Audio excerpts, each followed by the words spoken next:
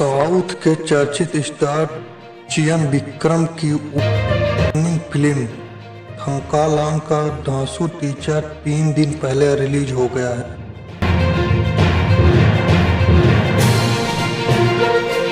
इस फिल्म के टीजर में चियान विक्रम का खूंखार रूप देखने को मिला है। पूरी जानकारी बताने वाला हूं, तो वीडियो को लाइक सब्सक्राइब जरूर कीजिएगा। साउथ के चर्चित स्टार चियान विक्रम की मूवी के टीजर वीडियो में चियान विक्रम अपने हाथों से जहरीले किंग कोबरा के 2 टुकड़े करते हुए दिखाई दे रहे हैं।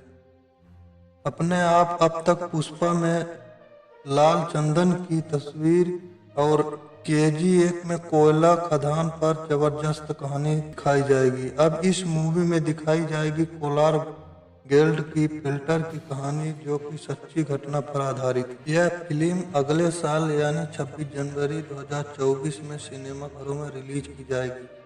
फिल्म सैलवान 2 की सफलता के बाद एक बार फिर एक्टर चियान विक्रम पर्दे पर धमाल मचाने के लिए तैयार है। यह फिल्म कोलार गोल्ड की एक सच्ची कहानी पर आधारित है। यह मूवी तमिल, तेलुगु, हिंदी, कन्नड़ और मलयालम भाषा में रिलीज किया जाएगी।